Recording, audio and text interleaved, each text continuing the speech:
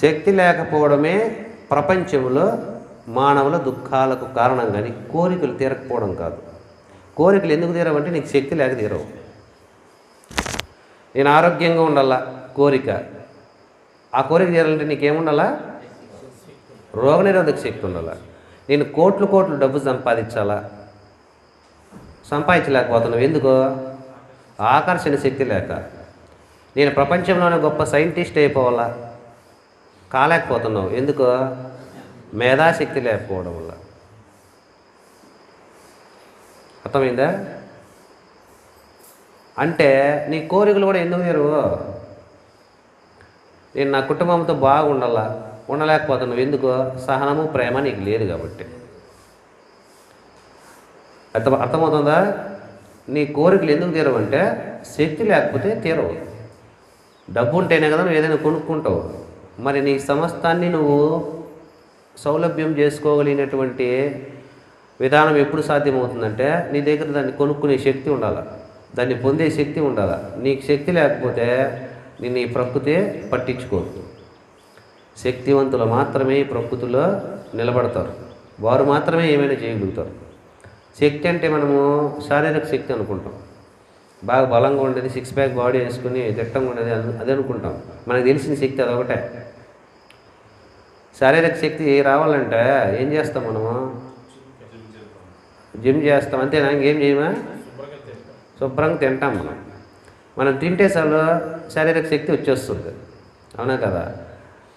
శారీరక శక్తి తప్ప మిగిలిన ఏ శక్తి కూడా మనిషి బాగుండాలంటే, అద్భుతమైనటువంటి జీవితాన్ని, శక్తివంతమైన జీవితాన్ని గడపాలంటే 16 రకాల శక్తులు ఉండాలంట. 16 రకాల శక్తుల్లో శారీరక శక్తి ఒకటి మాత్రమే మనకు సంపాదించుకోవడం వచ్చు. అది కూడా సంపాదించుకోలేకుండా ఎలా తిరుగుతూ ఉంటారంటే నీరసంగా తిరుగుతూ ఉంటారు జనాలు. శారీరక శక్తిన 100% ఉందా? అది కూడా లేదు. కానీ అది సంపాదించుకునేది మాత్రం మనకి ఈజీగా తెలుసు, ఎందుకంటే తింటే వచ్చేస్తుంది, అంతే, అయిపోయింది కథ. మళ్ళీ ఏకాగ్రత శక్తి ఏం తింటే వస్తుంది? ధైర్యశక్తి ఏం తింటే వస్తుంది? బుద్ధిశక్తి ఏం తింటే వస్తుంది? జ్ఞానశక్తి, ఇచ్ఛాశక్తి, రోగనిరోధక శక్తి, ప్రేమశక్తి, ధారణాశక్తి. ఏమి తింటే ఈ శక్తులు వస్తాయి? ఏమ్మా?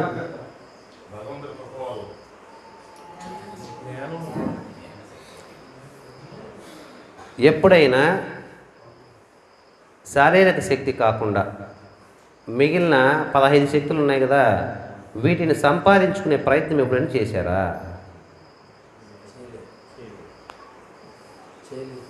చేయలేదు. పోనీ ఈ శక్తులన్నీ ఎలా వస్తాయో తెలుసా మీకు? ఇది తెలుసుకోకుండా నువ్వు ఏదేదో తెలుసుకుంటే ఏమి ఉపయోగం? ఒక శారీరక శక్తి తప్ప మిగిలిన ఏ శక్తులు సంపాదించుకోవడానికి మనకి ఎప్పుడూ మనము చేయలేదు, ప్రయత్నం చేయలేదు. అసలు మనకు తెలియదు, ఇవన్నీ ఈ మెథడ్ మనకు తెలియదు. మనకి ఎందుకు కష్టం వస్తుందో కూడా మనకు తెలియదు. ఎంత మనము మందబుద్ధితో ఉంటామంటే నాకెందుకు ఈ కష్టాలు, కారణం తెలియదు. కారణం తెలియనప్పుడు నువ్వు ఎంత పోరాడినా ఆ దుఃఖాన్ని జయించుకోలేవు. మరి సమస్త శక్తులు, నీకు కావాల్సినటువంటి అన్ని శక్తులు నీకు ఒకేసారి రావాలంటే ఏం చేయాలా? ఎక్కడి నుంచి వస్తాయి?